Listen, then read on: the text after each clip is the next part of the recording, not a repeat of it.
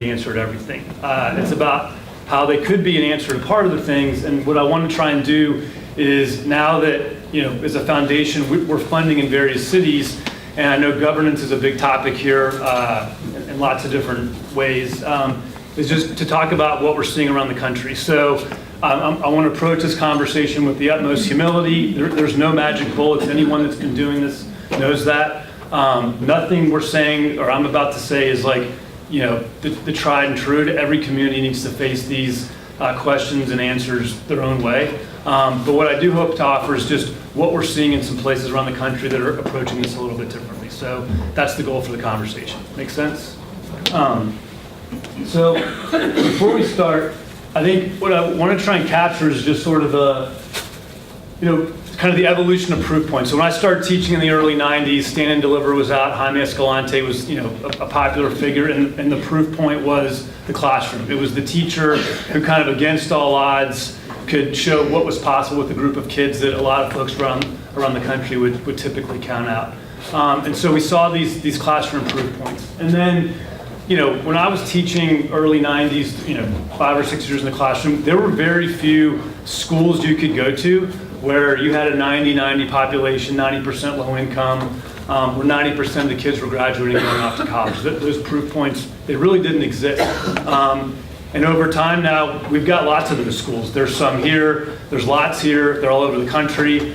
Those schools morphed into networks. I intentionally left Yes Prep Op to not be the Homer guy that was trying to put the Yes Prep logo up there. But and I purposely included Innovation Network schools, which are public schools in the Indianapolis School District that are traditional district schools with nonprofit boards. Because while I don't think charter is the magic bullet, I do think separating out the role of what the board does and nonprofit boards operating schools, which I'll get to in just a second, is a big part of the answer. So, but we haven't figured out like the city proof point. I mean, unless someone knows the city that's figured it out across the board, all the schools, that feels like the next frontier of what's the city that's going to be the first one to show that we can not just do this in pockets, but do this for all kids.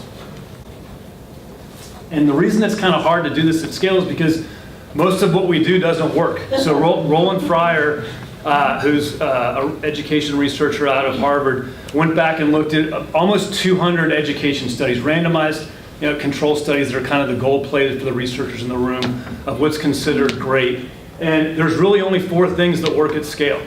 Pre-K, high quality pre-K, high dosage tutoring, managed curriculum, and charter schools are the 4 things that he came up with. And even the district reforms, right? So, when folks go in, you get a great leader. At best, those things tend to not last longer than that leader's and that administration's there.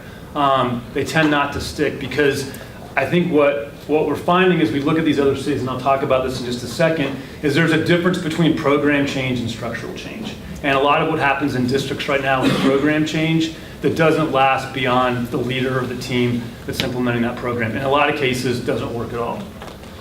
So earlier this year, a guy by the name of David Osborne came out with a book called Reinventing America's Schools. And this was the same guy that in the early 90s wrote a book that some of you may have read called Reinventing Government, where he put forth this idea of the role of government and the role of nonprofits. And to kind of boil the book down, he talks about the role of government being to steer and nonprofits rowing. So government is the regulator, but really the day-to-day operations of different types of government, the heavy lifting being done by nonprofit organizations. And he started to highlight some cities where they were starting to employ this philosophy at the district level and at the city level in their public schools.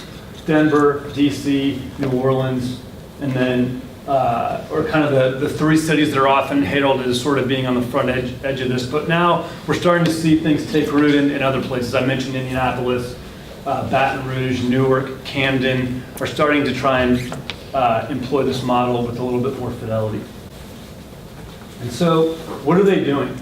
So the top and bottom are kind of this idea of the role of good government, this idea of unified enrollment, unified accountability, and then nonprofit operators, not just charter schools, but schools that have a nonprofit board doing the day-to-day educating of kids. The idea of this idea of nonprofit boards running most of the schools, we're finding that around 40 to 50%, when you can get to that number of kids in a certain city, governed by schools that have their own nonprofit board, whether it be a district or a charter, that's where you start to get the choice and competition that really starts to change the system. And that while you're creating those options, there needs to be an easy way for parents to be able to access what those options are. So I see Colleen here, the work around Apply Houston, and just making it easier for families to be able to access all these different options, so that it's not just the middle class families that know how to work the system can get into the good school, but all the kids can get into the good school, is kind of the role that in these cities that government starts to play. The second role that government starts to play is they have a common definition for what a quality school is, and then they run an annual cycle of review, and they hold all schools accountable at the same levels, right? So every year they're looking at their best schools and they're saying, what can we do to replicate and double down on our best schools and the lowest performing schools? They're taking meaningful school actions, whether that's restarting the school, whether that's in some cases, the most drastic of measures, which is tough to do, but in some cases close the school. I mean, certain things that aren't just let's layer another program into what's happening at the school, but taking meaningful school actions and doing it on an annual cycle and holding all schools accountable to the same measure. So if we're saying charter schools in 10 years need to be renewed or closed, that district schools are held to that same standard, and all the schools in the city are treated the same way. Or the first city to do this. And you hear a lot of buts when folks talk about New Orleans. Yes, there was a hurricane that kind of like created this moment for things to happen. But if you look at the achievement here, I mean, it's pretty irrefutable. For the policy wonks in the room, 8 standard deviations is basically the black-white achievement gap in this country. And in about 10 years in New Orleans, they saw 0.4 effect size achievement gains, which is effectively halving the black-white achievement gap in about 10 years. There's no other city that the researcher that looked at the results said that they've never seen a district or a city make that much progress in that short period of time.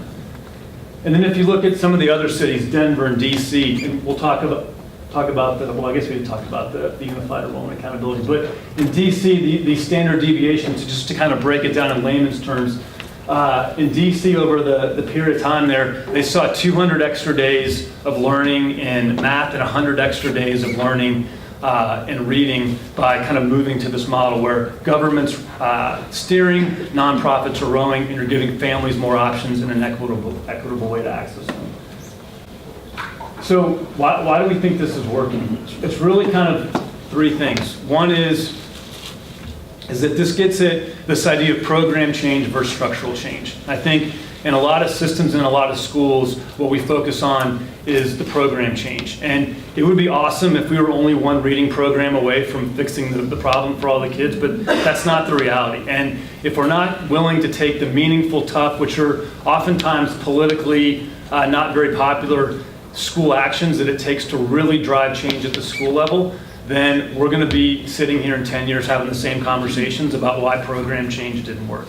And so in these cities and in these systems, they're getting past just let's layer on more programs, and they're turning over the day-to-day operations of schools to nonprofit boards and nonprofit operators, whether those are traditional public schools or they're hybrid charter schools or charter schools. And then there's an annual cycle of review. There's a school performance framework that highlights what is a red school, what is a green school, what is a yellow school. And then every year, the board and the administration are taking actions on those schools. And they are, like I said, doubling down on schools that are working. So for example, in Denver, there was a traditional public school principal that was just killing it with kids in the middle schools, one of the highest performing middle schools in the city. So what did they do? They said, hey, why don't you oversee 2 middle schools? And they let that district administrator take on an extra school and run that school, which doesn't sound like this big sort of, aha moment, but that's the type of thinking that we're seeing in the cities that are making this type of progress. And then I think lastly, the reforms have a constituency, meaning when you start to see this stuff work, the people that are closest to the kids at the tip of the spear, parents, students, teachers, they have a vested interest in making sure that these changes stick beyond just a single superintendent or a single administration. Last thing I'll say just real quick. So, and I think this first point around, I know there's a lot of takeover talk in Houston right now. Just having the state take over a district does not guarantee success. Newark was under state control for 20 years, nothing changed. St. Louis is still under state takeover. The district hasn't moved at all. So the governance intervention alone, and I listed these three because we're seeing this sort of model taking place in all three types, where you've got an elected school board, where the states come in and taken over, where you have mayoral control. It's kind of governance agnostic. It's more about what is the strategy that folks on the ground on a day-to-day basis are taking. And those are the things that we just talked about. It's this idea of nonprofit market share. It's this idea of unified enrollment, unified accountability. And then lastly, it's just the nonprofit sector, and there's usually one sort of quarterback organization that kind of helps make sure that everyone's rowing in the same direction, that there's a citywide vision that everybody can get behind, is robust. And that's a big asset that Houston has right now. You've got, I mean, a lot of you represent these organizations, you're in this room today, a very robust nonprofit sector, whether it's talent providers, whether it's advocacy organizations, whether it's operators themselves. There's a strong foundation to build on here in Houston, which I think makes the city very exciting right now.